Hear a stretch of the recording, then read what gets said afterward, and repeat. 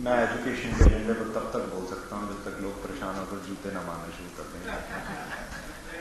मैं दो छोटी सी कहानियां सुनाऊंगा। एक बार 1972 की बात है। मेरे फादर प्रोफेसर थे, सारी उम्र प्रोफेसर रहे हैं। मैं टीचर्स का बेटा हूँ, मेरी मदर भी प्रोफेसर थी। 1972 में मैं एक दिन स्कूल से घर आया। अम्बाला में उस समय मेरे फादर लेक्चरर थे। घर के आगे खूब लंबी, जितना लंबा ये हॉल है इतनी लंबी एक सफेद इम्पाला कार खड़ी थी। हमने जिंदगी में कोई विदेशी कार नहीं देखी थी। मैं मेरे ख्याल से 15 साल की उम्र तक तो कभी गाड़ी में भी नहीं बैठा था।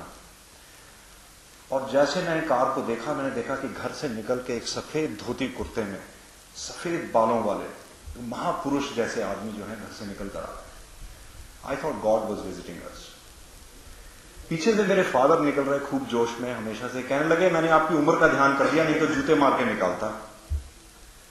मैंने कहा ये क्या बात हो रही है? तो बाद में पता चला कि वो एक बहुत जाने माने पब्लिशर थे दिल्ली से, जो अपनी किताबें, टेक्स्ट बुक्स प्रिस्क्राइब करवाना चाहते थे और उसके लिए उन्हें मेरे फादर की परमिशन की, सिग्नेचर की जरूरत थी।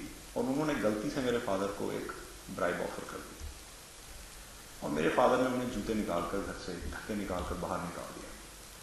तो पहला सवाल ये है कि उस समय में और आज के समय में क्या एजुकेशन में हम ये कह सकते हैं कि करप्शन नहीं आ गया है? क्या आज टेक्स्ट बुक्स इसलिए प्रिस्क्राइब की जा रही हैं क्योंकि उनकी हमारे को एजुकेशनल या इंटेलेक्चुअल वैल्यू है? क्या हमारे टीचर्स, क्या हमारे स्कूल बोर्ड्स के लोग, क्या हमारे पॉलिटिशियंस एजुकेशन की इतनी मान्यता रखते हैं, उसको धर्म की तरह मानकर चलते हैं कि हम एजुकेशन के अंदर गंदगी ना आने दें? मेरे ख्याल से आप सब इस प्रश्न का उत्तर जानते हैं। दूसरी एक बात कहूंगा कि मैंने इंजीनियरिंग की कुरुक्षेत्र विश्वविद्यालय से।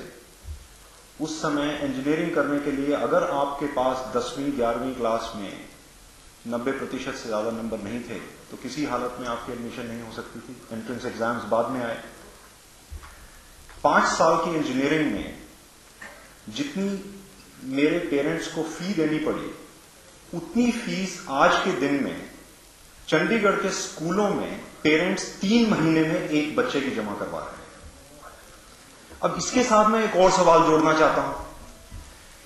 1000 साल में अगर हमारे देश में, you see, let's face the facts, we don't have oil to export, our diamond mines ran out 100 years ago.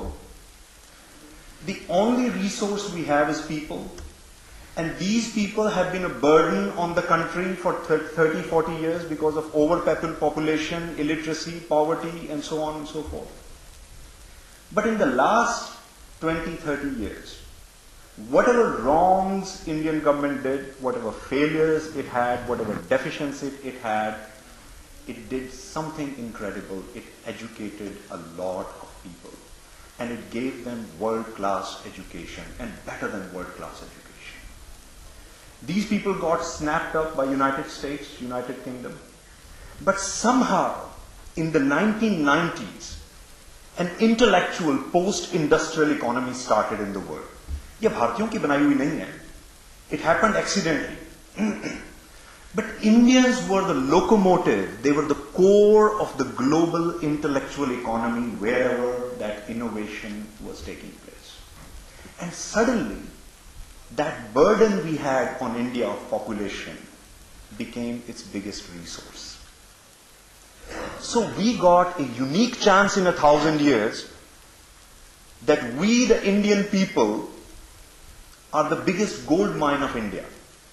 And that through us, the Indian people, India can become the most prosperous, the most powerful, the most intellectual country in the world.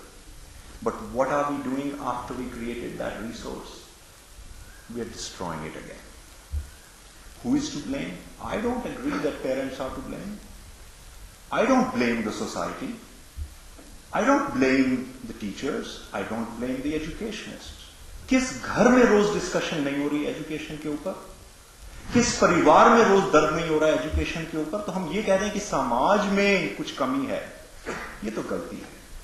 The only people who have let us down once again and can once again take away the only chance for this country to be great again are our politicians who have been deeply corrupted and have vested interests, and their interests are so small, they've all become property dealers. Education की बात आती है, property dealing कर लो. IT की बात आती है, property की बात चल पड़ती है. फिल्म सिटी बनाना है, प्रॉपर्टी की बात हो जाती है. Why can we not? And it's a matter of 10 minutes. I can put a projection. मैं तो तैयारी करके आया हूं, मैं किसी भी एग्जाम के लिए तैयारी करके जाता हूं. I think if we have the political will, and if we have cleanliness in our politics, we can nurture our education and fix it in 3 months, and in 2 to 3 years, we can be firmly on the road to greatness in the world on the basis of having an intellectual economy. I did not plan to say all this. I had something else that I planned to say, which was much more specific to the issues of Chandigarh. I will only say 2 things. When it comes to school education, there are 3 issues. How to get into the right school, how to pay for the right school, and what the hell to do with that education you get in the school. क्योंकि उसका तो कोई use नहीं है. हमने engineering में जाके पहले 2 साल कुर्सियां बनानी सीखी, लोहे के एंगल पे काम किया, इलेक्ट्रिकल वायरिंग सीखी, कंप्यूटर तो हमने देखा ही नहीं था 1986 तक. वो चीजें आज दुनिया में हर स्कूल में 7वीं, 8वीं, 10वीं क्लास में सिखाई जा रही हैं. If a child does not know what to do with his hands, if he doesn't know how to cut a piece of wood and how to make a table, he cannot create great ships and aircrafts. Vocational training is important. Sports is not a part of our education system.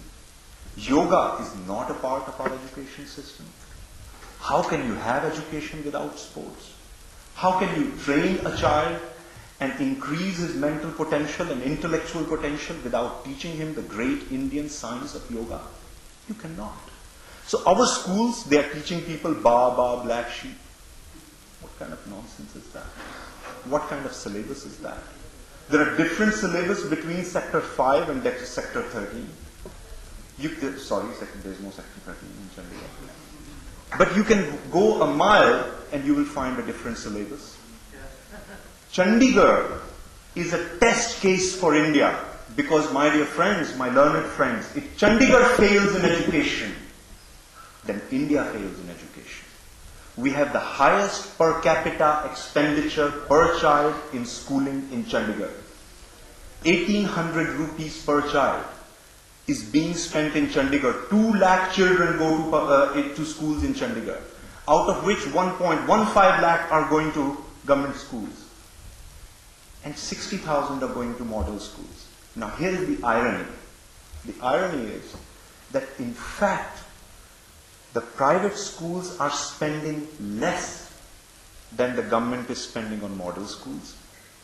They are paying less to the teachers than the government schools are paying. And yet, because there are no proper toilets, no proper libraries, no sports facilities, and no proper conditions, middle-class parents, they're not going to send their children to Tihar jail. They're not going to send their children to an unhygienic place. So why can't we prioritize and redirect some of the expenditure so that the conditions can be such that parents can send their children to a model school?